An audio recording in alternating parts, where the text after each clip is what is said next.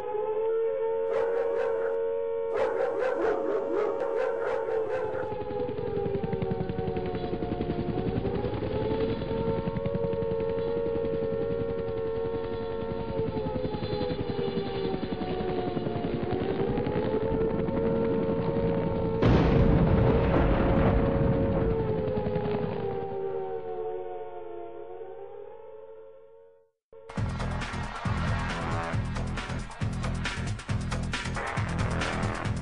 president signed into law a new anti-terrorism bill. You will lose your liberty. Sometimes the spirit becomes so powerful in a place where it's like electricity. And you can't stay still. And you can't stay still. Power of the spirit. Sometimes the spirit becomes so powerful in a place where it's like electricity. And you can't stay still. And you can't stay still. Power of the spirit. There is a chance for the President of the United States to use this disaster to carry out the New World Order. This mass terrorism is the new evil in our world today.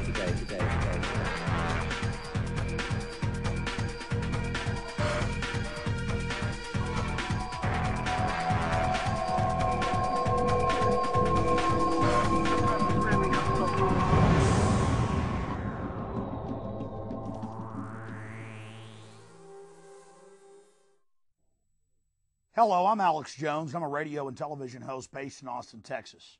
And for years, I've been exposing the criminal activities of the global elite, also known as the New World Order. My friends, throughout history, powerful people, powerful institutions have always sought to expand their control, to expand their hemisphere of domination, their empires. And they've always used terrorism, that is the threat of the outside enemy, as a pretext to get their population behind a war, or behind giving up their liberties, behind giving up their freedoms, as a way to, get behind the mother government, behind the homeland, to sacrifice. And Americans are no different. We've been manipulated many, many, many times. So now we're going to look at a few of the older examples and some of the newer examples of this, and then we'll cover what really happened on September 11th and who stands to gain. And I would challenge all of you out there to research the information you're about to see, because it's all true. It's all documented. In fact, in this film, we explore about 10% of the information. There is so much information out there, folks, so many documented red flag, smoking gun incidences where the government carried out September 11th and other terrorist attacks that I have rooms full of documents, transcripts, news articles that are all mainstream. In fact, the government never denies any of this stuff. They just put a spin on it that, oh, it's an accident, we screwed up. Well, you're going to see today the globalists didn't screw up. They carried out these attacks.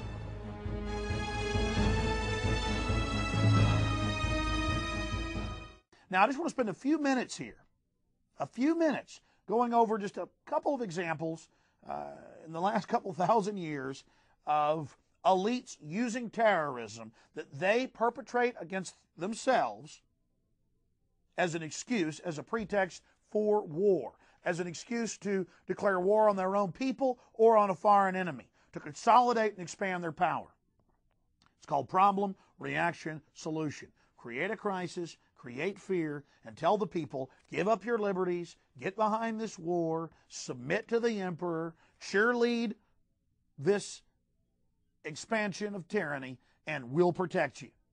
And that's the siren song of dictators. It's a fraud. It's a lie. It goes against every example of history we have. And for those of you that are doubting that elites could be carrying out these type of dastardly deeds, you just don't know history.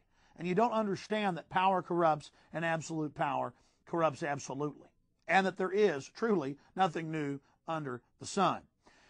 Way back, ladies and gentlemen, almost 2,000 years ago, Nero, the degenerate, inbred emperor of Rome, set the city ablaze so that he could blame it on the Christians, who were becoming a very popular minority in the city. He was having trouble persecuting them. The more Christians he persecuted, the more Christians popped up. The more people were converted.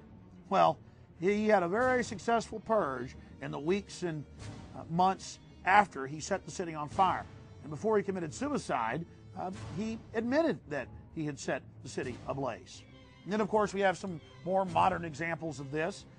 In 1898, William McKinley's Navy blew up the Maine in Havana Harbor as a pretext for war with Spain. And the United States expanded its control and grabbed dozens of islands, coaling stations in the Pacific. And now you read the history books and declassified documents, U.S. government documents, they admit that the U.S. government blew up its own ship and blamed it on the Spanish. Seines festen Blutes fühlen und dieses Wissen zur Führung der Nation erhoben hat und entschlossen ist, diese Führung zu behalten, wahrzunehmen und nicht mehr abzugeben.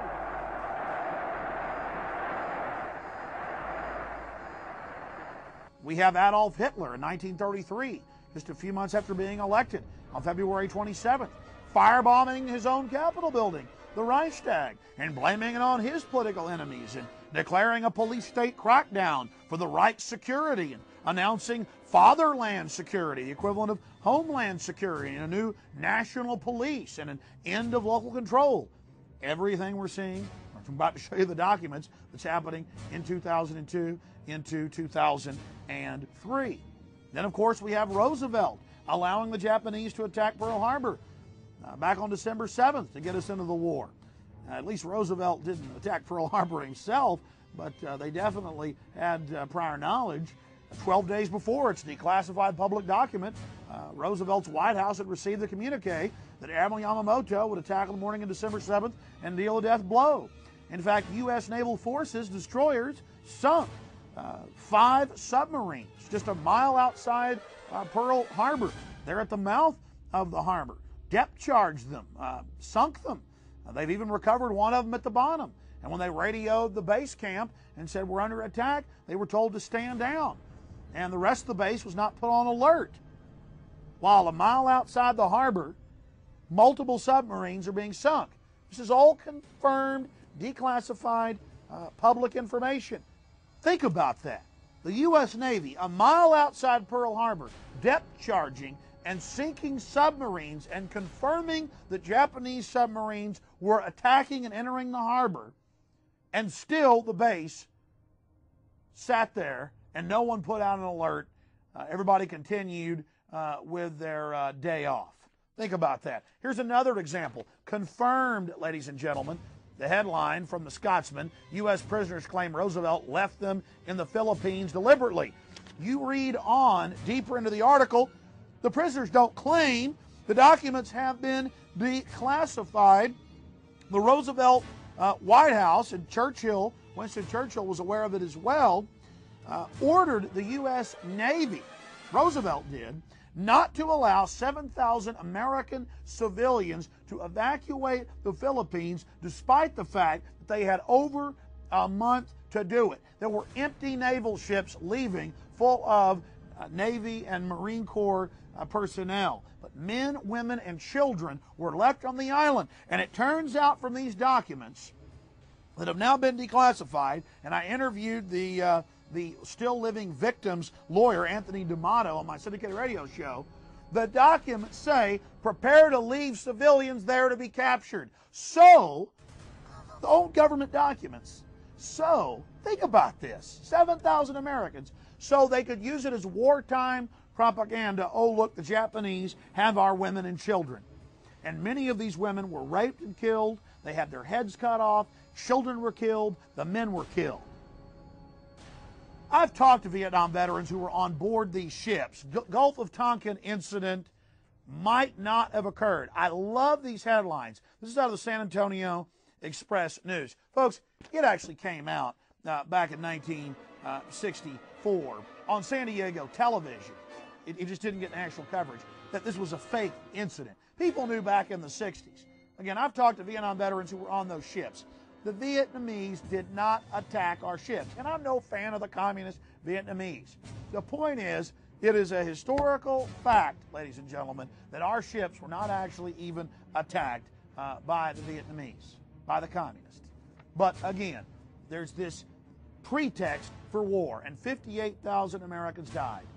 And by the way, our own government wouldn't allow our jets and aircraft to bomb the North.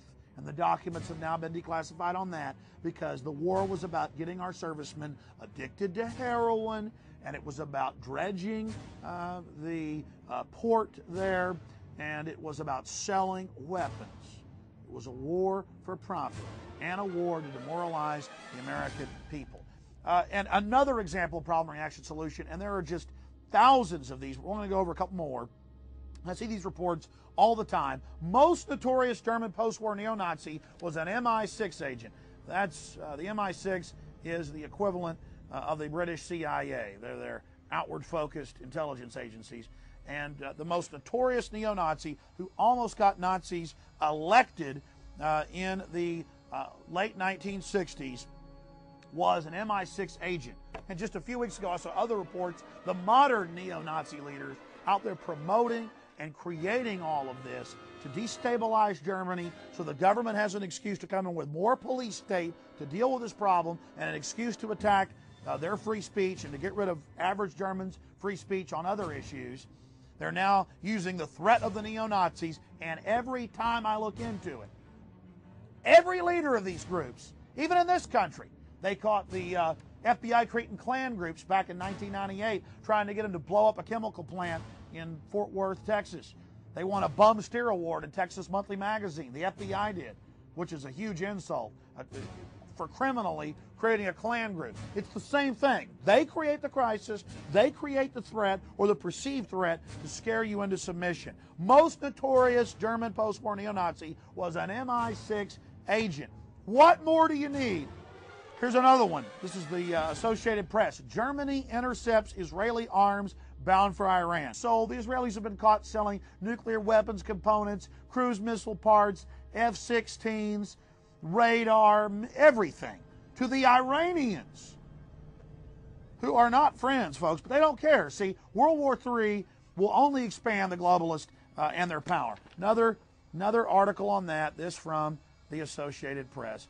Germany intercepts Israeli arms bound for Iran. Disgusting, ladies and gentlemen. And if you're doubting the government would do evil things to you, think about all the things they've done. This is not our republic, folks. This is not our legitimate government. Our government has been hijacked. Virginia governor apologizes for eugenics law. What did the government do? United Press International. This is just one state with tens of thousands of people being sterilized from 1924 to 1979. If you came from a single-parent home and made under a B+, they would send by men in white lab coats with the police with no warrant, no conviction, no jury, no probable, no nothing, folks. This is the tyranny. This is how long our rights have been violated. It's always some new evil. We get rid of slavery, 10 other evils pop up. They would take them women, mainly women, and sterilize them. Medical students would sterilize them. Hysterectomies, cutting out the uterus of these young girls. Black, white, Hispanic, didn't matter. And then we exposed that evil. It was going on nationwide, the hundreds of thousands, the tens of thousands just in Virginia alone, but in all 50 states, right up until 1970s, 1979. Brutal stuff. Castrating men, you name it. Margaret Sanger, this big liberal, gave awards to Hitler, got awards from Hitler. How was that liberal? See, these are just terms to confuse you, folks. These folks are elitist command and controllers. They're despots. Don't let them confuse you with different phony political terms. Now they call it bioethics, and it's still going on. And Child Protective Services grabs innocent children from innocent parents all the time, just because they want to break up families and get hundreds of thousands of federal dollars from it. There's all these evils going on. So many evils, I couldn't cover them in 10 hours.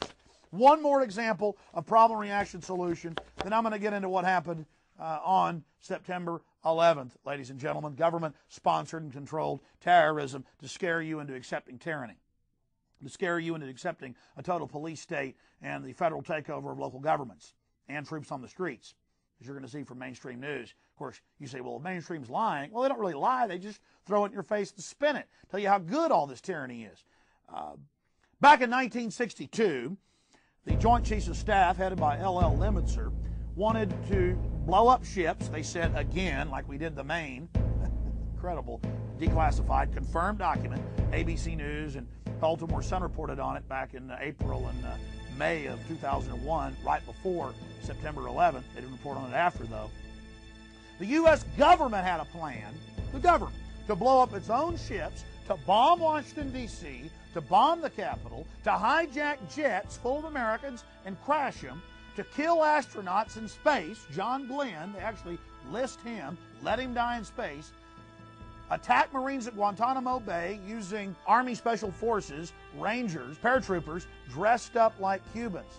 Same system over and over again, as a pretext for war with Cuba and the Soviet Union and for a domestic police state crackdown. The Northwoods document. And they say casualty list in U.S. newspapers would cause a helpful wave of indignation. What more do you need? A few super modern examples in the 1990s. It actually came out in the New York Times that the FBI cooked the bomb and trained the driver and gave him the detonators in the World Trade Center bombing. And then we saw in 1995 the government that was involved in the Oklahoma City bombing, just voluminous amounts of evidence there. But today let's focus on September 11th and what really happened there, just some of the evidence, because there's just so many smoking guns and red flags. It would take, again, 10 hours to even cover half of it. And then we'll look at the whitewash of how the government carried out the September 11th attacks. So please stay with us and check out everything I'm about to cover, and visit Infowars.com because we have a government prior knowledge section there on the website that goes over all of this, government prior knowledge and involvement section, and you can research and check out the legislation, the news reports, the eyewitness reports, the transcripts, the interviews I've done with FBI agents and victims' lawyers, and David Shippers, the man that impeached Bill Clinton, who said the government had prior knowledge, and he tried to warn Bush and Ashcroft, and in my interviews with Judicial Watch and Larry Klayman, saying the government had prior knowledge. Just all of this information, a lot more we can cover here, and the two previous films I've made and the book I've written about September 11th are all online at Infowars.com. I know this stuff is painful. I know it's hard to believe, but look at history. Is it any surprise? The point is, we've got to speak out. We've got to say no, because the government's telling us give up our liberty for security. But throughout history, anybody that gives up liberty gets tyranny. They don't get security. Hitler promised security if people give up their rights. Stalin promised security if the people will give up their rights. Pol Pot promised security if people give up their rights. But all they got was death and destruction. All they got was slavery, feudalism. America is dying, folks, and you've got to speak up. You can't count on somebody else to do it.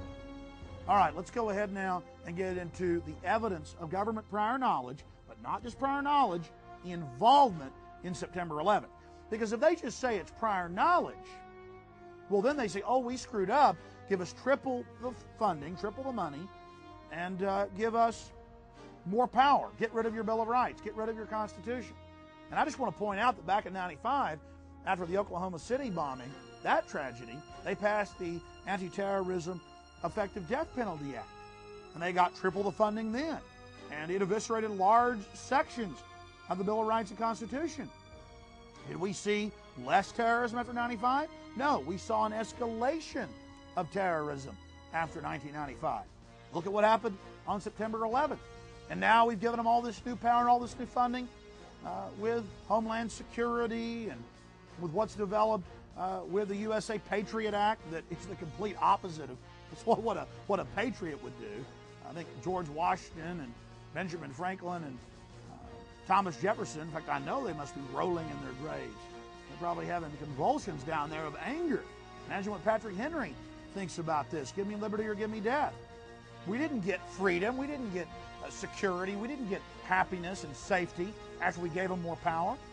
You give the intelligence agencies more power and more control, do they really have an incentive to stop the terrorism? No, they have an incentive to engineer the terrorism, and that's what happened on September 11th. So let's go through the evidence of prior knowledge and involvement. See, they had to come out with this news of, okay, we did have prior knowledge because we're a bunch of buffoons because all this evidence came out. So they said, oh, it's an accident we let the attack take place. Our government funded, trained, protected. Why, they founded al-Qaeda and the Taliban. So we'll look at the evidence of prior knowledge and involvement, then we'll look at the ensuing whitewash, then we'll look at what they're getting out of the terrorist attacks. Coming up with this information that it admits it did warn the proper authorities before September 11th of a hijacking plot that was linked to Osama bin Laden. We are looking into this. Tonight, the White House is confirming a report that the CIA director told President Bush before September 11th that there was a chance that someone connected to Osama bin Laden might hijack a U.S. airliner. Now, there was no suspicion that they would take those hijacked airplanes and ram them into buildings. Well, that's not so. As a matter of fact, even al-Qaeda reports from the CIA back in the mid-90s indicated that they intended to take a plane and ram it into the Eiffel Tower in Paris. And Murad had discussed with Youssef the possibility of crashing a plane into an American government building. He will board any American commercial aircraft pretending to be an ordinary passenger. He will hijack said aircraft, control its cockpit and dive it at the CIA headquarters. It is simply a suicidal mission that he is willing to execute. There is no question that the Intelligence Committee and the Congress and the administration had reason to suspect that hijackings were a possibility. I don't think anybody knew that it would possibly be used as a missile aimed into a high-rise building. There's suspicious activity there, and the handwritten notes of at least one FBI agent indicated that they were speculating, they were brainstorming. They said, well, maybe this guy's out to ram a plane into the World Trade Center. You kind of put all that together and you start to get a picture. There was no time, there was no place, there was no method of attack. It simply said these are people who train and seem to talk possibly about hijackings. And had this president known of something more specific or known that a plane was going to be used as a missile, he would have acted on it. The vice president deciding to add a paragraph to his speech, echoing those comments from Dr. Rice, saying any suggestion that this president had any specific knowledge about the September 11th attacks is ludicrous. I remember being on the radio in the late 1990s and seeing reports every year of plans by al-Qaeda to fly hijacked jet airliners into landmarks like the Capitol, CIA headquarters, the World Trade Center, the Sears Tower in Chicago. So when I saw George Bush on television saying they had never heard of plans to hijack aircraft, and then the news came out that they had gotten the actual plans that al-Qaeda was planning to do that. So he said, okay, well, we never knew they'd fly them into buildings. And I'm like, excuse me, I probably saw 20, 30 reports that I covered on air, mainstream, years before September 11th, where al-Qaeda was planning just these type of events. Of course, I didn't know that al-Qaeda was training at secure U.S. military bases. That later came out, but it's just been swept under the rug. This is CNN. U.S. warned in 95 of plot to hijack planes, attack buildings. Why, even in the Genoa, Italy summit a year before September 11th, I remember they had anti-aircraft guns on top of their buildings there. And they said, oh, al-Qaeda's got a plan to fly planes into buildings. They just arrested a couple of them, they said on the news, before September 11th, in Paris, with plans to fly to the Eiffel Tower. But here in America, we still have guns. We still have private property. We still have some sovereignty. And we're giving them a heck of a fight when it comes to defending this republic. People were standing up against Big Brother, so they had to carry this out. Here's another one. Fox News. U.S. knew of suicide hijack plan threat in 1995 from Ramzi Yousef, who was caught trying to carry out attacks in the Philippines on aircraft taking off, flying to the U.S. And I interviewed police and FBI agents who were involved in busting this guy before September 11th. And they said an attack on America was right around the corner. In fact, later in a few minutes, we'll show you a clip of myself on my local TV show, just an average show, a little bit disheveled, been working hard, just up there warning the people that the government was going to allow a terrorist attack and that they were going to use their CIA asset, Osama bin Laden. I went into even more detail on my radio show. I put out the phone numbers for the White House, for Congress. I said, call them. Don't let them use their assets to attack us as a pretext for control. Here's another one. Bush told of threat before September 11th. London Guardian. And again, I've got like 50 reports on this story. Bush told a threat before September 11th. But how many times did they tell you, after they knew all these reports were out, that they'd never heard of such a thing? They're lying to you. Here's another one. Associated Press. Bush warned of hijack threat before September 11th. What more do you need? Well, don't worry. There's a lot more coming up. Bush knew of hijack threat and did nothing. You're going to learn he actually signed a document ordering the FBI not to stop al-Qaeda, threatening dozens of senior FBI agents from Arizona to Chicago to Minnesota to Florida to D.C. to Boston not to stop al-Qaeda, not to stop no members of bin Laden's CIA organization. Oh, you doubt me? Go to the microfilm at your local library, type in Osama bin Laden, 1985. You'll see Wall Street Journal articles, Washington Post articles about how wonderful bin Laden is and how he loves the Bushes and how they vacation together. Oh, yeah, that came out in a FBI press conference, by the way, the Bushes, Judicial Watch press conference with FBI agents about how the Bushes like to vacation with bin Laden. And in particular, this Bush administration, who is as tight with Saudi Arabia as you can get. The President's father used to stay with the bin Laden family when he would go to Saudi Arabia. But here it is, folks. Bush knew of hijack threat, CBS News. Hijackers trailed by CIA before attacks. You see, not only did they know the attack was coming and do nothing, well, he didn't just do nothing. Bush actually, proactively signed an order ordering FBI not to stop him. He did do something. He proactively made sure they attack us. They also had the CIA follow al-Qaeda out of the country to a Malaysian summit in Malaysia and follow them back into the country. They were having trouble getting back in, the members of al-Qaeda. The CIA pressured the head of the embassy to get them visas to get back into the country. London Guardian. And again, for every report I'm showing you, there's 20 others backing this up. And the government never denied this. This got leaked by Congress, by some patriots in Congress, and so now they're threatening to arrest members of Congress if they don't shut up and stop leaking this. Hijackers were trailed by CIA before attacks. Let me just read from this. 2 of the hijackers who crashed American Airlines Flight 77 at the Pentagon were spotted as potential terrorists by the CIA more than 18 months before September 11th. Newsweek reported yesterday. It called this the most puzzling and devastating intelligence failures in the period before the attacks.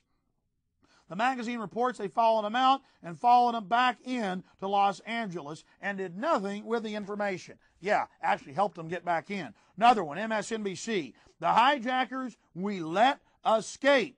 The CIA tracked 2 suspected terrorists of al-Qaeda summit in Malaysia in January 2000, then looked on as they re-entered America and began preparations for September 11th. And they call this the worst intelligence failure. Bush went to the CIA. A lot of you saw this on television. Everybody thought, ooh, he's going to fire somebody. He went to the CIA. They stood around the Eagle there on the Marble. 3-minute standing ovation. They were smiling. They were celebrating because they get to act domestically now. They get to run your local departments. They get to get into all the fun and be mob bosses over us now, folks. Total degeneracy, total tyranny. Unbelievable. MSNBC. The hijackers we let escape. Does that not infuriate you? 99 report warned of suicide hijack plan. U.S. government plan. Put out a report saying that Osama bin Laden was preparing to fly hijacked jet airliners into the World Trade Center, CIA headquarters, the Capitol. The list goes on and on. That's the Associated Press. Unheeded warnings. FBI agents' notes pointed to possible World Trade Center attack. He was told to shut up by superiors. MSNBC. But they always tell you, oh, it was just an accident. Just an accident. And it says these FBI agents joked. That's the headline. But I've talked to FBI agents in person. They weren't joking when they said, it's like al-Qaeda runs the FBI. And I said to him over the phone, I said, it isn't like al-Qaeda runs the FBI. The FBI, through the CIA and the big central banks that founded the CIA, read your history books, they run al-Qaeda. Get the full horror straight in your minds. Bush held up plan to hit bin Laden. You know, they had battle plans on their desk. They had tens of thousands of U.S. and British troops massing publicly into Tajikistan and Uzbekistan. I say publicly, I mean, it was out in the foreign press, but total news blackout here. They were doing it covertly, but it was still out publicly in the foreign press to invade Afghanistan. And Bush held up plan to hit bin Laden. He had it on his desk 2 days before already, and had already signed it, but wasn't to be released till September 12th.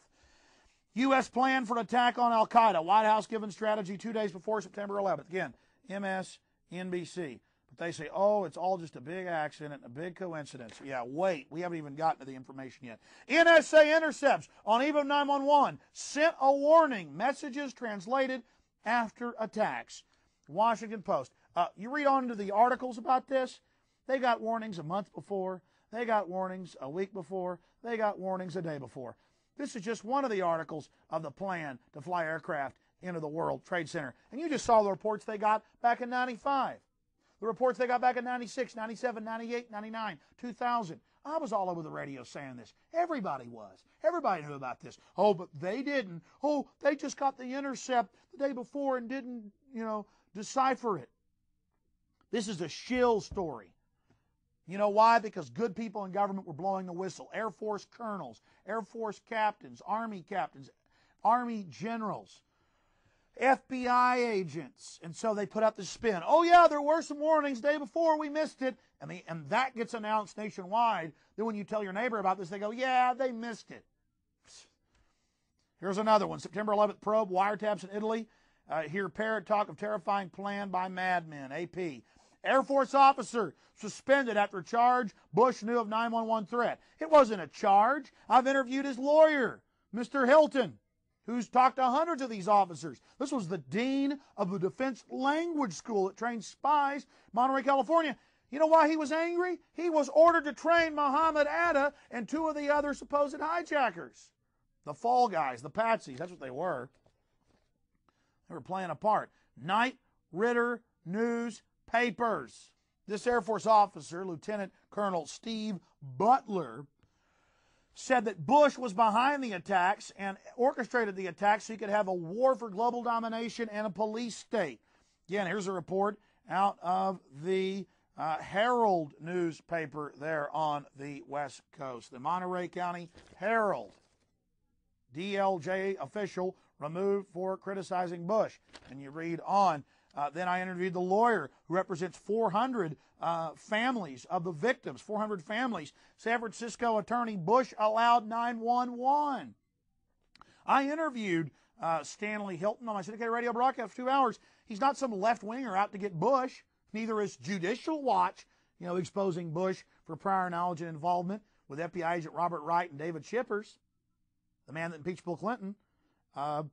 This guy was former Bob Dole's chief of staff. This is out of the San Francisco Examiner. San Francisco attorney, Bush allowed 911.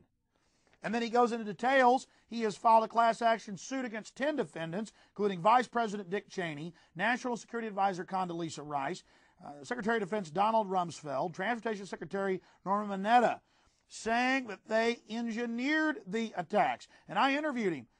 He says that his sources within the FBI, CIA, National Security Agency, Naval Intelligence, and Air Force, and others, say that NORAD was ordered to stand down, that the U.S. government engineered the attacks.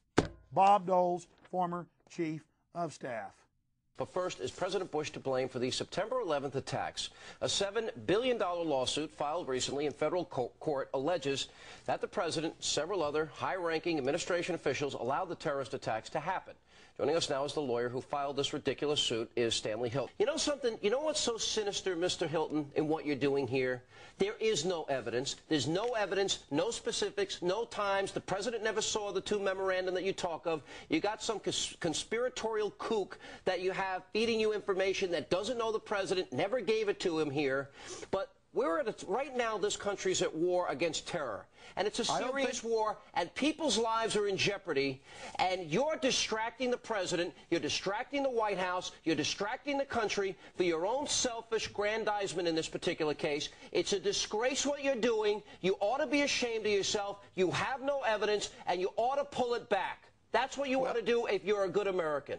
Well, you know, that sounds to me like something that Adolf Hitler's regime when the Reichstag burned in 1933. Give me a break. That's so ridiculous. You ought to be ashamed of yourself. How do you know I have no evidence? Overturn your five-and-dime license that you got to practice law. Because what you're doing is hurting the country. I don't know why you folks are so afraid of facing the facts. How do you know he's not guilty? We were afraid. We wouldn't have put you on. Mr. Hilton, you ought to be ashamed of yourself. The nation's at war. I think I should be proud of myself. The nation's at war. You give lawyers a bad name with this frivolous, superfluous suit. Who's the enemy? You want to depose the president with you have no evidence. It's a disgrace. We're at war. Well, you ought to be a patriot. You ought to back up your country, and you ought to be ashamed of yourself. I am a patriot. I'm defending the Constitution of the United States, something that Bush and others don't want to do. They want to tear this Constitution to pieces because they claim they're defending something. We got to move on. We're going to go from one ridiculous story to the next. My friends, I could spend an hour on each one of these reports, these confirmed reports.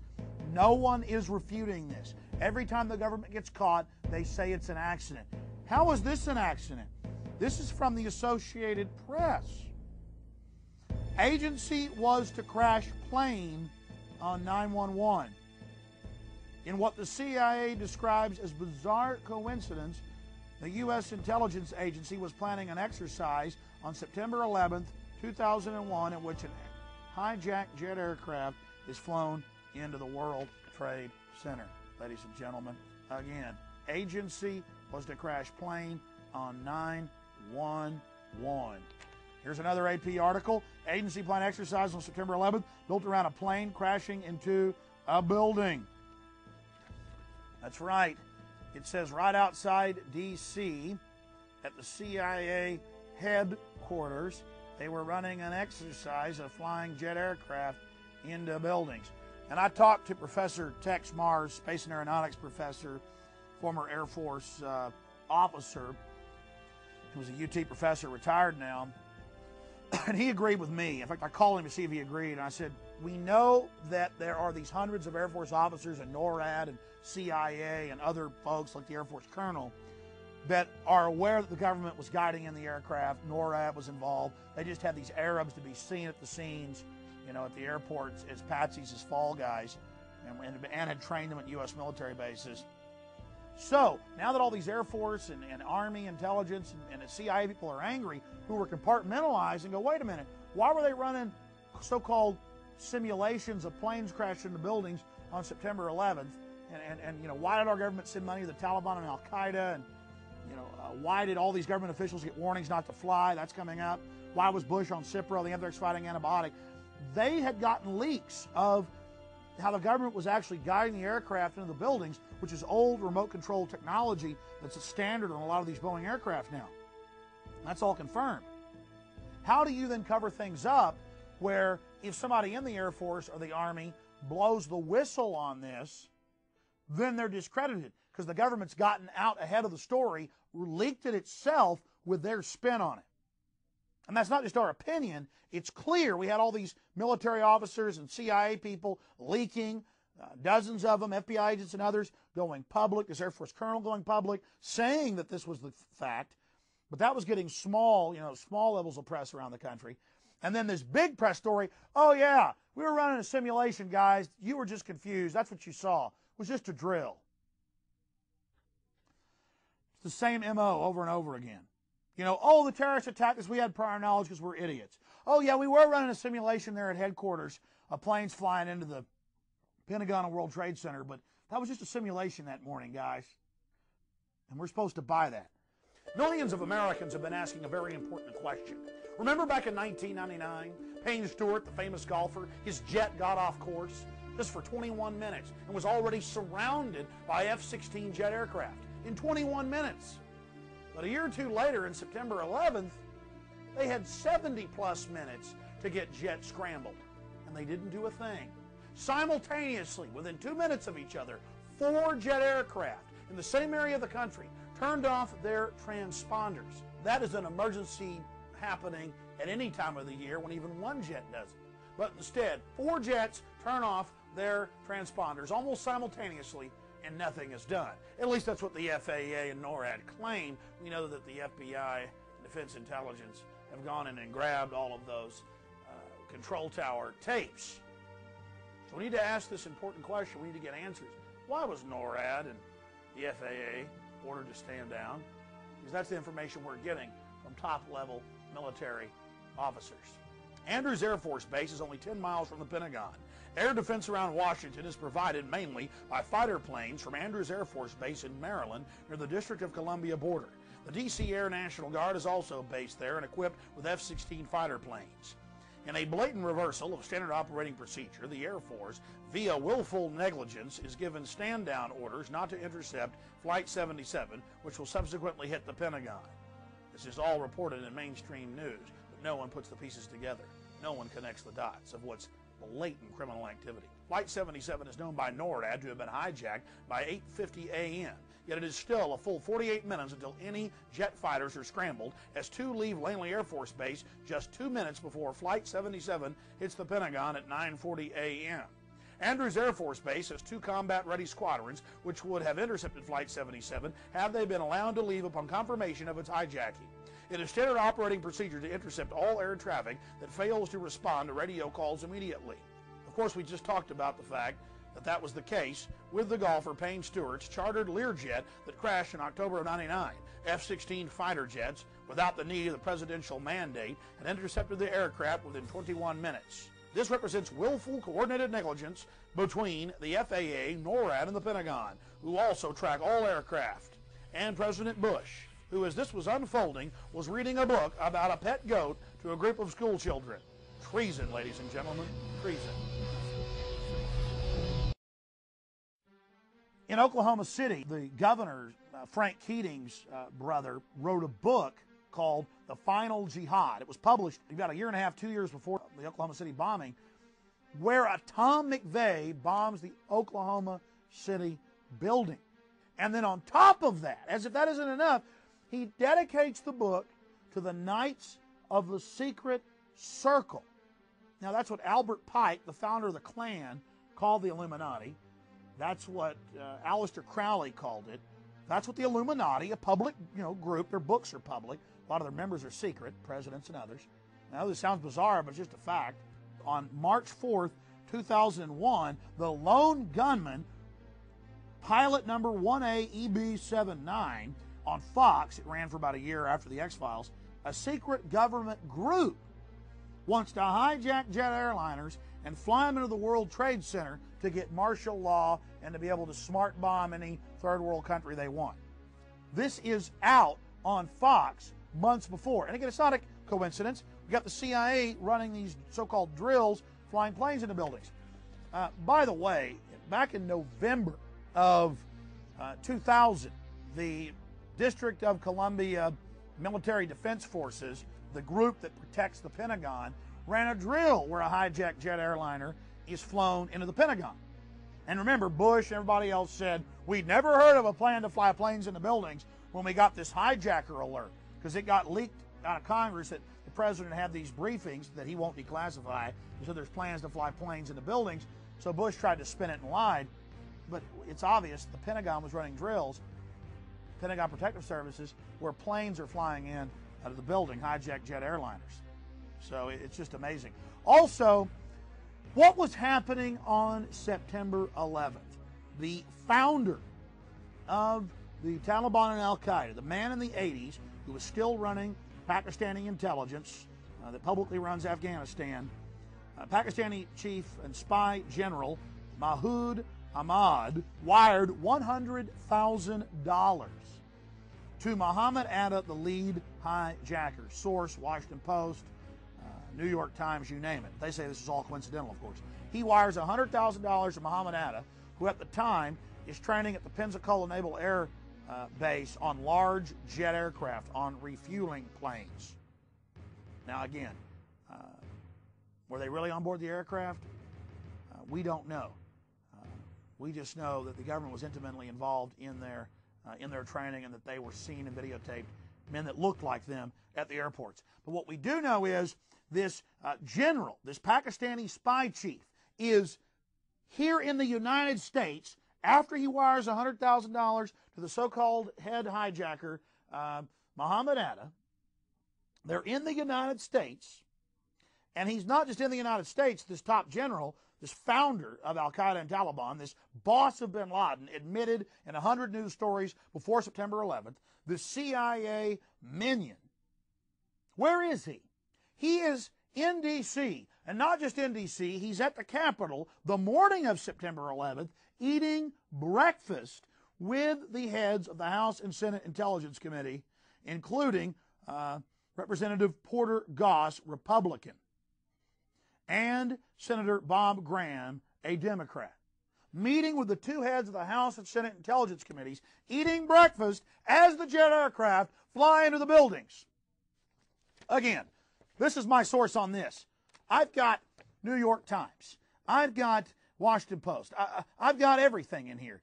I mean, you just got to go to Infowars.com and go to the prior knowledge section and just take your time. Spend a Saturday afternoon, 4 or 5 hours.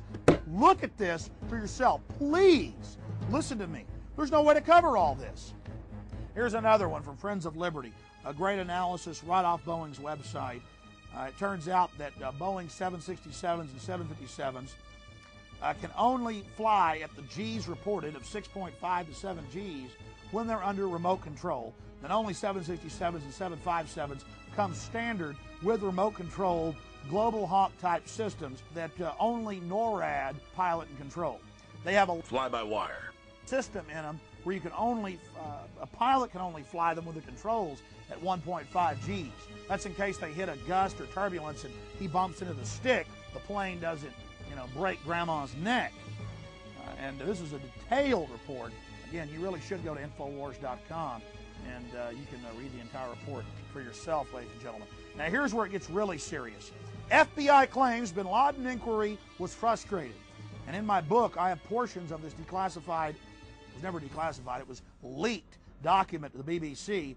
And I interviewed BBC top Newsnight investigative reporter Greg Palast, who interviewed some of the chiefs, top folks there at the FBI, who are now dead, of course.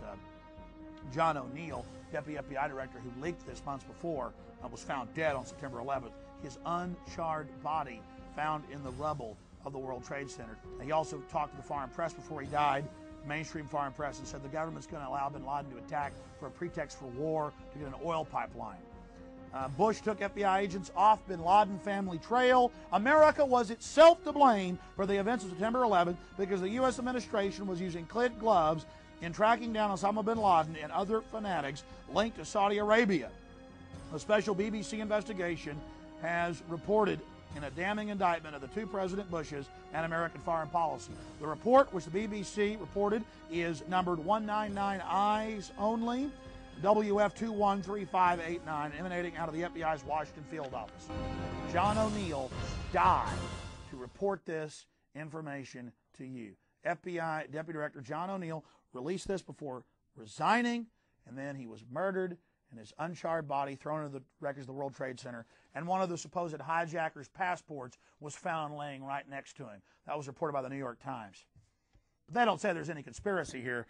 It's all coincidental that this happened. FBI and U.S. spy agents say Bush spiked bin Laden probes before September 11th. Here's from Greg Palast, BBC website. You can go to my website and read a transcript of my interview with him and all the documents. Here's another one. FBI claims bin Laden inquiry was frustrated. U.S. agents told to back off bin Ladens by George W. Bush. U.S. agents told to back off bin Ladens. See, we could spend all night on these reports. We could spend all night on them. This is all confirmed. Bush thwarted FBI probe against bin Laden from AFP Newswire out of London. Again, AFP, ladies and gentlemen. Bush thwarted FBI probe against bin Laden. Here's another one out of the French news agency and French radio confirming, interviewing dozens of eyewitnesses, bin Laden treated for kidney disorder in Dubai. Report. Osama bin Laden, for 10 days, met from July 4th to July 14th with the CIA section chief in Dubai. He had flown by air out of Quetta, Pakistan, to the south of Saudi Arabia to meet in Dubai with the CIA section chief while he was on kidney dialysis for 10 days. Hospital officials reported. A lot of this even came out in the foreign news before September 11th. Why is this wanted guy that supposedly bombed the Cole and bombed these embassies, why is he there at the U.S. hospital? It's called the American Hospital because it's mainly for Americans. They're in Dubai, and it's people by American doctors. This is the French news agency. French news agency. Bin Laden treated for kidney disorder in Dubai. Meeting with the CIA. The Washington Times also reported that. Armed pilots banned 2 months before 911. Did you know pilots could be armed before that? Oh, yeah. FAA rescinded rule allowing guns in cockpits just before terror attacks. Another FBI agent blows the whistle. New evidence the Bureau quashed another terror probe before 911. This with Robert Wright. And Robert Wright got up there on C-SPAN and cried and said, I have been told not to talk about what I know or I'll be arrested. And he said, why can Kathleen Rowley be praised for doing that, but I can't? This from LA Weekly. Because she's a shill. When you got all these real FBI agents and Air Force colonels and CIA and deputy FBI directors that have gone public, you ignore them when they pop up in 1 or 2 local papers. That story gets killed and shut down. You have a Rowley pop up who puts out some whitewash of, yeah, we're inept, give us more funding and power, and we won't do this anymore. Here's a report out of American Free Press, Come Fly With Me. It was also reported in the Detroit Press and New York Times and Newsweek, but they reported it first. A Saudi flying instructor who died mysteriously on May 8th had the same name as 2 911 hijackers who lived at the same U.S. Naval Air Base. Remember 911 supposed hijacker Saeed Al-Hamidi? Remember him? Well, it turned out there were a whole bunch of other Al-Hamidis at the Pensacola Naval Air Station training in some top secret program by Royal Saudi Air Force Major Ambarak S. Al-Hamidi, had continued to remain in his position at the Pensacola Naval Air Station as a flight instructor after 911 attacks, notwithstanding his Saudi government ties and that most of the terrorists were Saudis. A story broke on CNN on September 11, 2002, that not only had the FBI had informants inside the hijackers' homes, but they'd also been their landlords. So let me put this all together. We got the head of Pakistani intelligence, this general, a known CIA officer, sending $100,000 to the supposed lead hijacker, Muhammad Atta. These guys are trained at the Pensacola Naval Air Station, the hijackers. They're also trained at the Monterey Defense Language School to be spies in a top-secret U.S. government program now released. And on top of it, other hijackers have FBI informants living with them who are also their landlords, funding, training, protecting, shepherding Al-Qaeda. It never ends.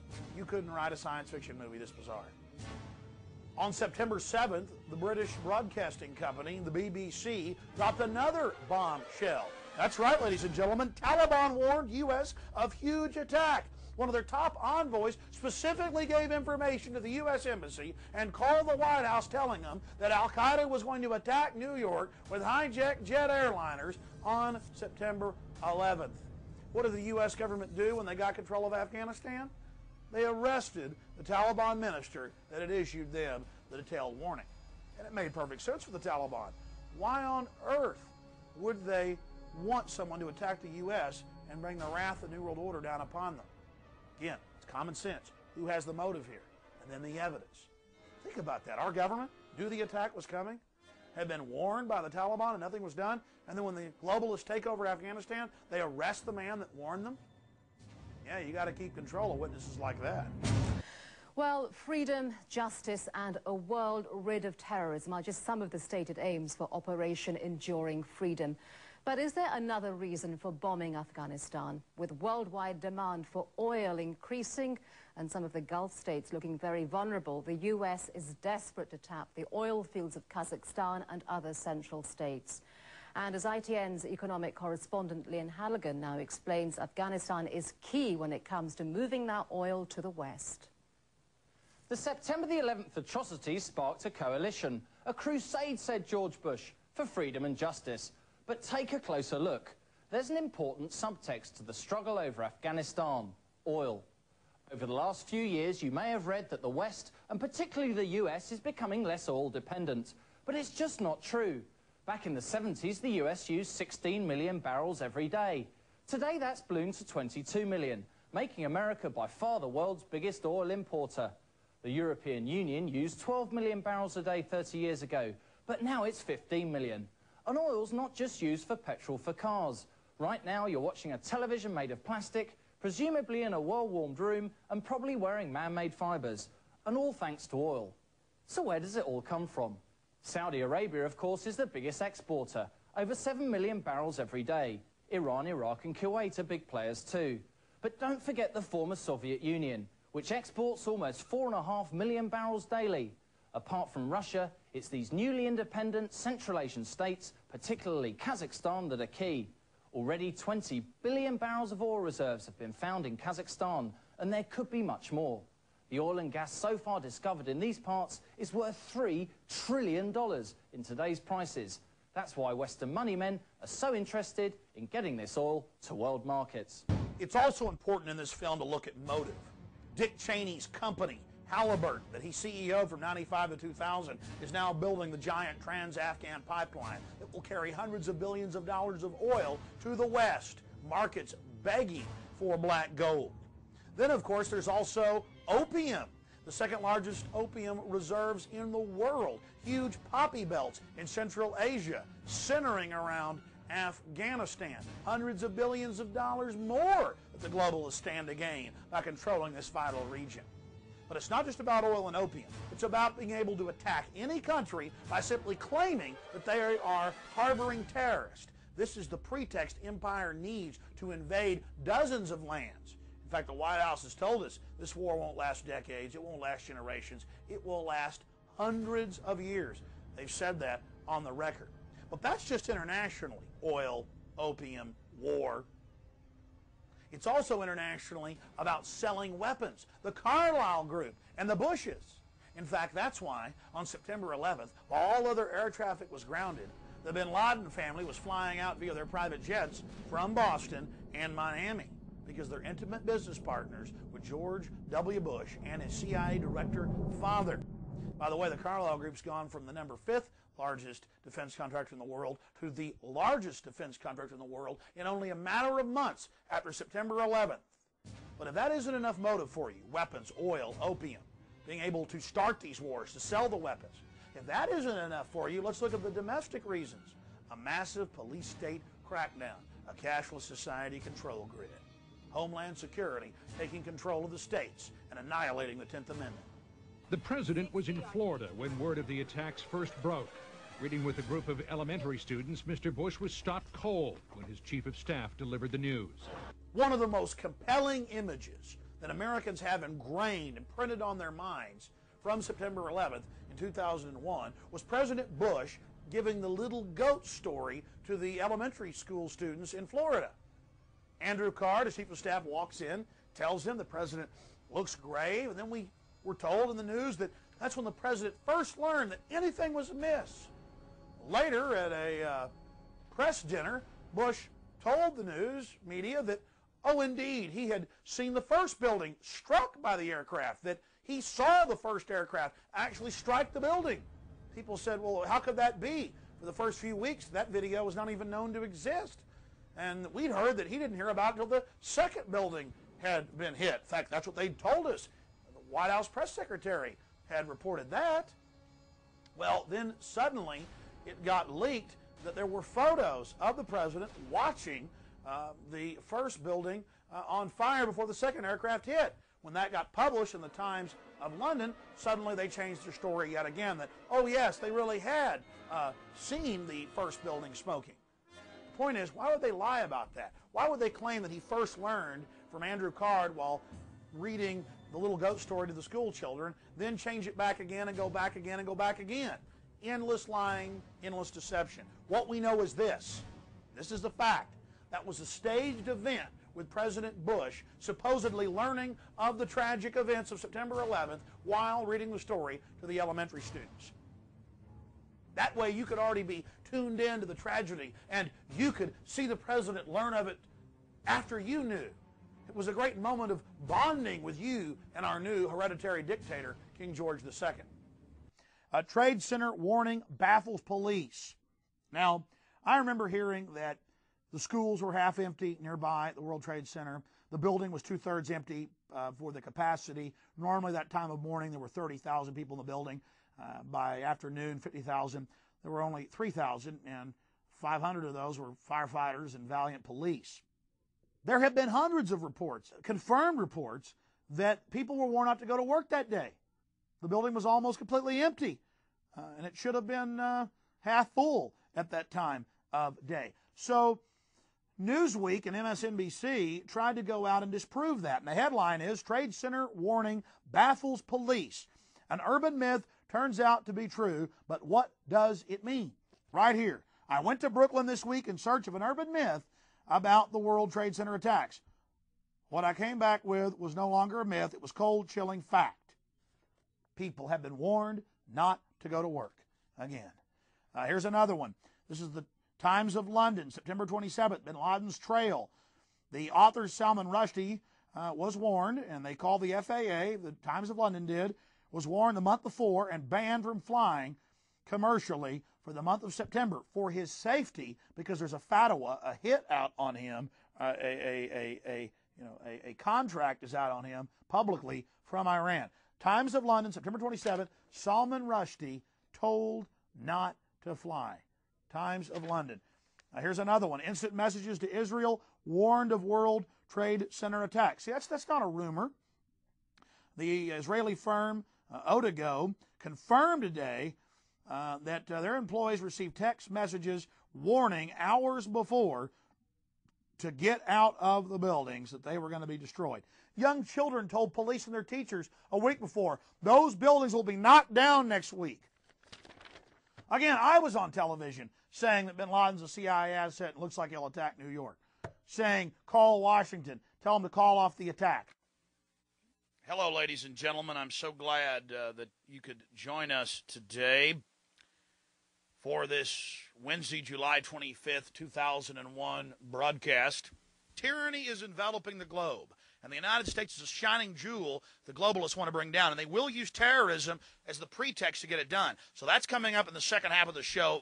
Very important information. I'm going to put the call out that you call the White House and tell them, look, we've seen the news stories that you've wanted to blow things up, that you have blown things up, and that you're saying that 4 million of us are going to die and we need martial law and the Associated Press at one of your little drills you had, and that we're aware of who the terrorists are if you pull this. This can stop this Hitlerian Reichstag event.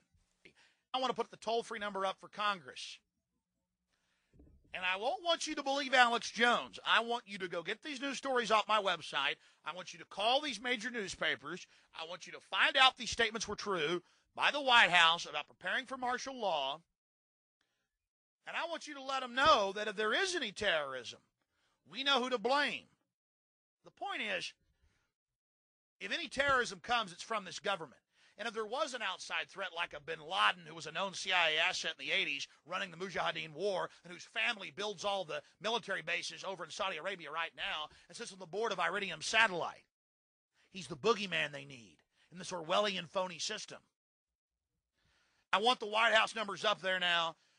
A big part of this solution, after you research all the government terrorism and check out what I'm saying is true, call the White House and tell them, we know the government's planning terrorism. We know Oklahoma City and World Trade Center was terrorism. We know the Joint Chiefs of Staff wanted to blow up airliners, Baltimore Sun. If you do it, we're going to blame you because we know who's up to it. Or if you let some terrorist group do it, like the World Trade Center, we know who to blame. And you could save the planet. I'm calling it Operation Expose the Government Terrorist. Willie Brown got low-key early warning about air travel. San Francisco Chronicle, September 12th. Low-key says the FAA called him the day before and told him don't fly to New York for your safety. In July, the Attorney General John Ashcroft quit flying commercial and cited terrorist threats. Some got warning, don't go downtown on September 11th. Confirmed. Echelon, you know, that spy system that randomly listens to telephones and emails and the rest of it. Echelon gave authorities warnings of attacks months and weeks and days before. Another one, the Journal News out of New York. Police. Students spoke of attacks before September 11th. Authorities are tracking numerous leads. Some people, including members of the Arab community, heard rumors of a terrorist attack on New York and Washington in the days leading up to the hijackings, law enforcement sources said. And it says they gave descriptions. Do you see those two buildings? They won't be standing there next week. I mean, small children in English class told their teachers. Journal News of New York. The Germans warned us. German police confirm Iranian deportee phoned warnings weeks before saying Al-Qaeda was going to attack New York. German police confirm Iranian deportee phoned warnings. Unexplained 911 explosion at WTC complex. What does this report? The government has claimed national security on the dispatch tapes, the recorded tapes of firefighters, senior firefighters with firefighting engineering degrees on the 76th to 79th up into the 84th floor, saying that there were small fires, the fires were contained, the metal was not melting, even in the hottest area of the fires, and that bombs, their last words were that bombs were going off. People say the government couldn't carry out a September 11th attack. It's too big, they'd get caught. They did get caught. They're just counting on you to be dumb and to go along with it. This is the dominant spin. Now let's look at the whitewash. The dominant spin we're hearing in the news is ignorant and inept FBI failed to heed warning of attacks. Why, these poor guys, they just need more funding and more control. Then when lawmakers started seeking a probe of leaked September 11th intercepts, George Bush, Dick Cheney, and others called them up and threatened them and said, we don't want any investigations. If there's any attacks, we will say that you hindered us by these investigations. And I remember them saying it all over the news. I'm sure you heard them as well, but here's just one of the articles that from Reuters. Again, USA Today. Secure often means secret post-911 government, stingy with information. It talks about local agencies, counties, cities, federal.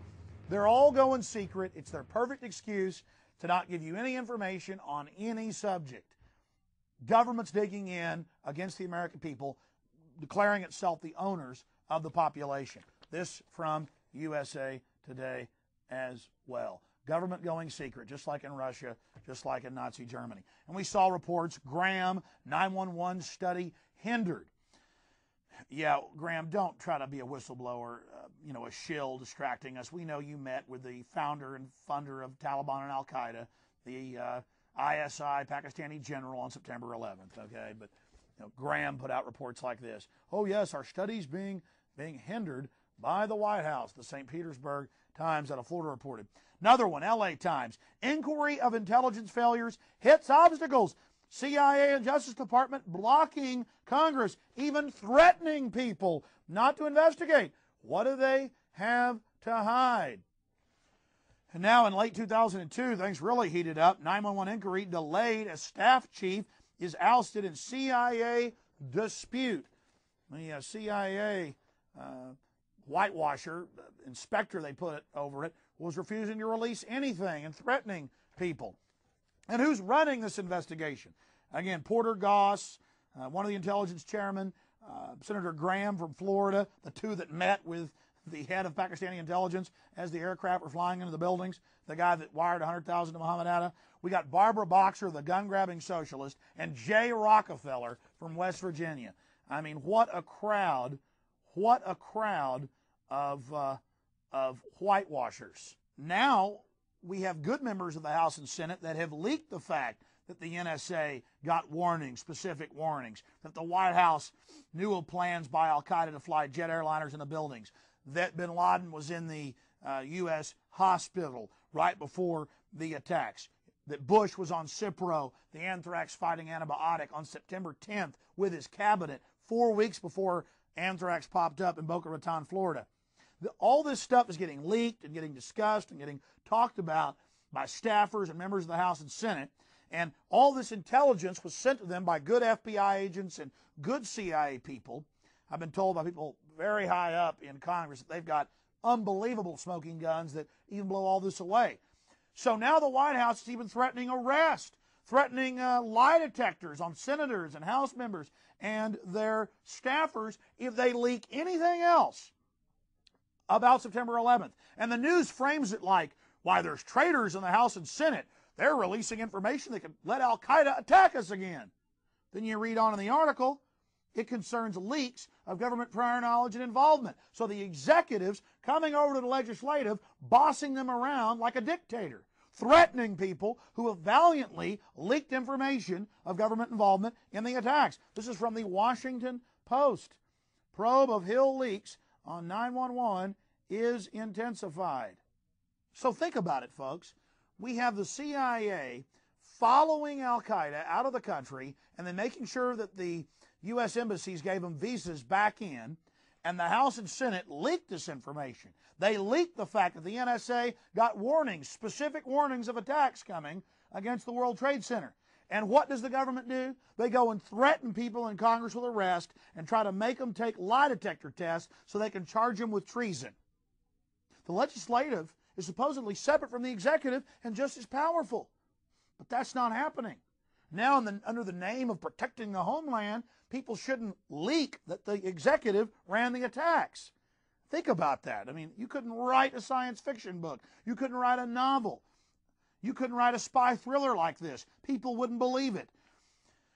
And on top of this, what did Dick Cheney, what did George Bush, what did other CIA pumps and minions say on the news? They said publicly, if you frustrate us and divert us with congressional investigations of government prior knowledge and involvement, if you do this, you are ensuring another attack. Dick Cheney said it on Meet the Press. This is out of the London Guardian. Prepare for attack, Cheney tells U.S., perhaps nuclear. He said a bigger attack is a sure thing, not a question of if, but when.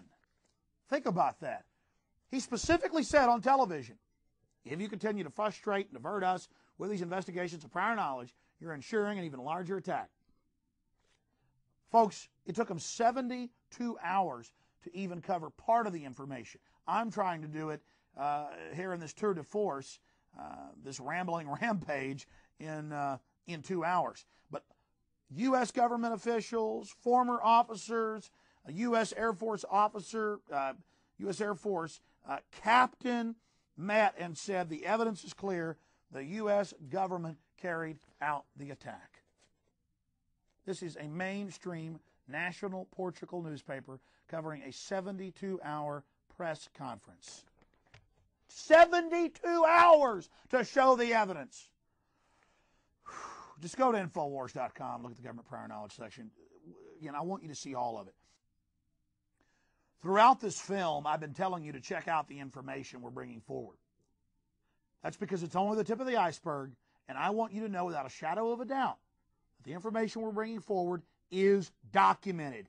You and your family are under attack. World government controls America, and they engineered September 11th to get a police state agenda through. So stand up against them. Now let's go through this quick now. Taliban melt away before army sweep. London Guardian. What happened?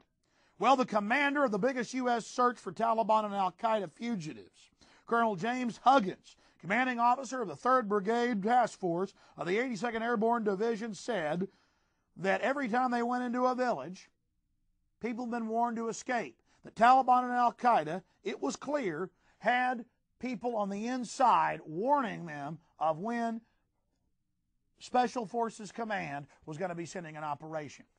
In fact, I saw a story in the San Francisco Chronicle where a top Air Force general said, what's going on here? We have top al-Qaeda in our sights 10 times. Their convoys, Mullah Omar and others. And every time we did, every time we requested authorization from the CIA to bomb, just like Vietnam, they wouldn't let them do it. That was because that was their operatives, their al-Qaeda, their Taliban, who were sent in to destabilize and to give the U.S. a pretext to move in and take control of the oil fields.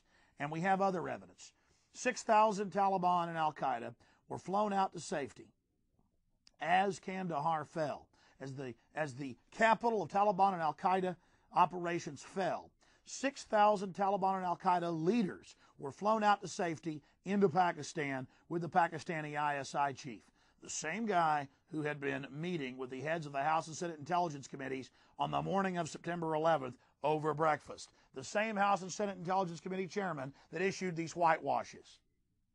And when it came out in Fox News and the LA Times, and when it came out in the New Yorker magazine and all these different places, that the U.S. government had flown the leadership of Taliban and Al-Qaeda out to safety and dropped them off in Pakistan to then start a war with India so the Carlyle group could sell weapons to both sides, so the Bushes and bin Ladens could sell weapons to India and Pakistan, moving the war to another place, moving their troublemakers to another place, their pretext makers to another place. When that news came out, the media brought it out. The government didn't deny that they'd flown Taliban and Al-Qaeda leaders out to safety as Kandahar fell on C-130s, U.S. government aircraft with U.S. pilots. They didn't deny that. You know what they said? They said, oh, it was an accident. Just like everything else was an accident we've covered. And you're saying, wait a minute, who are the people getting tortured at Camp X-Ray in Guantanamo Bay, or all the articles about how they fly these so-called terrorists to Egypt for torture by U.S. forces?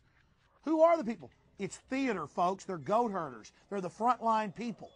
You heard about the Arabs in the lines behind, the little goat herders who would point guns at them and make them fight the U.S., make them fight the Northern Alliance? Those poor kids are the ones that got captured and put in these big trailers, who suffocated. 3,000 of them were massacred by U.S. and Northern Alliance communist troops. These are low-level goat herders, low-level privates, and they're getting flown all over the world to be tortured, and the media reports on it. They're just playing the part of the enemy, unwittingly, while the CIA operatives that got them to fight are living in the lap of luxury, sitting in hot tubs. It's disgusting, folks. LA Times, something I told you in my first film before this article came out. No leaders of Al-Qaeda found at Guantanamo. No leaders. They were all flown out by the U.S. government. Authorities accused of the Lang WTC investigation. I already covered how the bombs were going off and how the firefighters reported 2 small fires up on the 76th to 84th floor. Their last words, bombs are going off. The government's declared national security on those tapes. Well, yeah, they better. And they've claimed national security, not on the flight recorders they say were damaged, but on the air traffic control tapes. They had 58 minutes to stop the second plane. They had 70-plus minutes to stop the Pentagon plane, but of course they didn't. Authorities accused of delaying WTC investigation. New York Post. And who's accusing them? Engineers, fire scientist experts, victims' relatives, who yesterday marched around the White House. Mayor, September 11th records should be secret. Mayor Bloomberg, Associated Press. September 11th records should be secret. And what records is he talking about? Police dispatch tapes, firefighter dispatch tapes. Because they have been leaked now by good officers and good firefighters, confirmed, New York Daily Press and other reports, that bombs were going off. And the news has interviewed Lou Caccioli and other firefighters. The head of the firefighter union said that they were warned not to go to work that day and that bombs were going off. You know something? I've made 2 films since September 11th. And in both the emergency release, a special report I put out for limited time, and then, of course, my big official 911 The Road to Tyranny film we're very proud of, I analyzed the USA Patriot Act. I went through the subsections. Of course, the USA Patriot Act is H.R. 3162. Congress passed it without even being able to read it. Ron Paul and others have been on the record saying that. Multiple congressmen and women have been on the record saying they were not even allowed to read it, but were just told to pass it. And the White House threatened that if there's another terrorist attack and you haven't passed this, we'll use it in local campaigns against you to say that you aided the terrorist. Ron Paul refused to pass it, saying that he was being terrorized to do it, but a majority of congressmen and women did. Now, after September 11th, I reported in both my films what H.R. 3162 did, a bill that no one in Congress was even allowed to read. I went in after the passage, got a hold of it, looked at the subsections, where it said they'd have warrantless searches of your house, your business. They'd take whatever they wanted, including records, order you not to tell anyone that they were there, that American citizens, for any crime, any misdemeanor or felony, any violation of federal or state law, would not be able to have lawyers or face our accusers or even have a trial by jury, that we could be indefinitely held. And it clearly said that the new definition of terrorism was any action that endangered human life that violated federal or state law. That was Section 802 of the USA Patriot Act. Despite the fact that I had read the legislation, I was still stunned September 5th when the Associated Press mirrored my analysis of the USA Patriot Act. And I read from Newsday, from the Associated Press, overview of changes to legal rights. Some of the fundamental changes to Americans' legal rights by the Bush administration and the USA Patriot Act following the terror attacks. Freedom of association. Government may monitor religious or political institutions without suspecting criminal activity to assist terror investigations. Came out that Denver, Colorado, and many other cities have been doing this for decades. And it's not just so-called radical groups that are being spied on. It's the Kiwanis Club, the NRA, the most innocent groups you can imagine. Does that intimidate you, Americans? It should infuriate you to expose the terrorists that are keeping these lists on Americans. Freedom of information. Government has closed once public immigration hearings, has secretly detained hundreds of people without charges, and has encouraged bureaucrats to resist public records requests. Oh yeah, they're shutting down the Freedom of Information Act, you name it, on anything you can imagine. Freedom of speech. Government may prosecute librarians or keepers of any other records if they tell people the government subpoenaed information related to a terror investigation. Oh, it's more than just gag orders in subpoenas. The legislation clearly reads they can sneak and peek, break into your house, take whatever they want, and then order you to never tell anyone. Right to legal representation. Government may monitor federal, prison, jailhouse conversations between attorneys and clients and deny lawyers to Americans accused of crimes. Not terrorism, crimes. Because now crime has been defined as terrorism. You've seen the ads where they've equated the war on drugs with the war on terrorism. Freedom from unreasonable searches, the Fourth Amendment. Government may search and seize Americans' papers and effects without probable cause to assist terror investigations. Right to a speedy and public trial. Government may jail Americans indefinitely without a trial. Government may jail Americans indefinitely without a trial? Period. Not for terror, for anything. Not for foreigners, as Ashcroft said. He said, you're with the terrorists if you say we're taking American citizens' rights. And we're like, excuse me, we've read the legislation. It clearly states that. Oh no, those that talk about phantoms of lost liberty. You're only helping the terrorists. You will lose your liberty if you say this. Open threat. To those who scare peace-loving people with phantoms of lost liberty, my message is this. Your tactics only aid terrorists, for they erode our national unity and diminish our resolve. Charges of kangaroo courts and shredding the Constitution give new meaning to the term fog of war. Since lives and liberties depend on clarity, not obfuscation, and upon reason, not hyperbole, let me take this opportunity to be clear. My message to America this morning then is this. If you fit this definition of a terrorist, fear the United States, for you will lose your liberty. Right to liberty. Americans may be jailed without being charged or being able to confront witnesses against them. Oh, jail you without charges. Get rid of habeas corpus. And on top of that, don't let you face the witnesses brought against you. Absolutely incredible. Can you imagine things like this happening before September 11th? That was the only pretext they needed to promote implantable microchips, helicopters, face scanning cameras, national ID cards, FEMA camps. It's all in the news now. They're telling you it's for your safety while they leave the border wide open. You think maybe we're giving up our freedom voluntarily? Absolutely. We have no choice. We have no choice. We have no choice.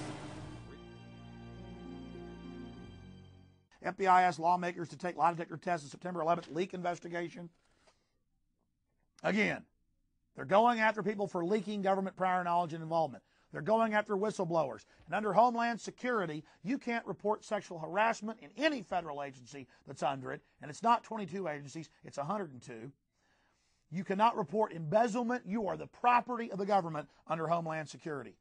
In an amazing admission, Ari Fleischner admitted White House press secretary admitted, why are you putting out all these warnings that we're about to be attacked any day by nukes or smallpox? And he said, well, maybe it's because all this government prior knowledge news. He actually said that at a press conference.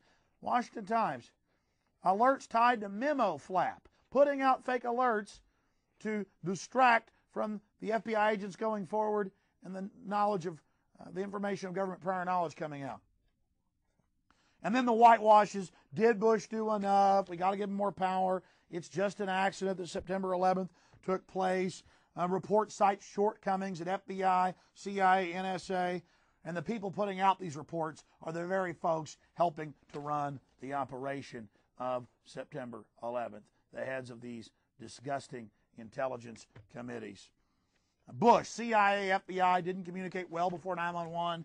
Now we need a domestic CIA. That's what they're all reporting now. NSA didn't share key data September 11th. Bush concedes CIA, FBI faults, but doubts attacks were avoidable. Oh, yeah, sure.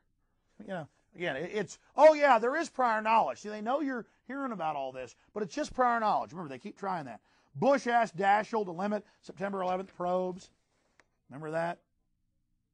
And Daschle tries to polarize things and make it a Republican-Democrat thing. These guys are all puppets at the top. Bill Clinton could have arrested bin Laden. The Sudanese offered to do it, offered to give our government the names of al-Qaeda in this country. That's all confirmed. Clinton answered by shooting cruise missiles at them. Now, there are over a dozen FBI agents that I know of personally who are saying it's government involvement in the attacks. I just want to point out that Rowley, again, is a shill, is a distraction. She's on the periphery, just saying the government screwed up and needs more funding. She really wasn't even involved in the whole thing. She's a distraction and a diversion. What do you do when you got all these real people coming forward? You put a shill out like her to distract. Ooh, here's the big hot tip. Ooh, here's the big revelation. And then it's just some side issue. A real FBI whistleblower, though, reported that her superiors must have been working for al-Qaeda. Again, we turn that around the right direction. It's the FBI runs al-Qaeda. And, of course, her name is Sybil Edmonds, and she's filed a lawsuit saying her superiors ordered her not to stop al-Qaeda when they knew that they were planning to fly aircraft into buildings. And she's saying, why is the Justice Department and the FBI blocking her deposition of her superiors? Why are they protecting them? Because her superiors are following orders, honey. That's why. And who's involved in this whole 9/11 whitewash that they conducted? Not just people that were meeting with the spy chiefs involved in running the attack, but also the head of the September 11th probe allegedly obstructed Danforth's Waco inquiry. Former FBI counsel held onto papers and obstructed justice. I mean, what a collection of people. He was also involved in the Ruby Ridge cover-up.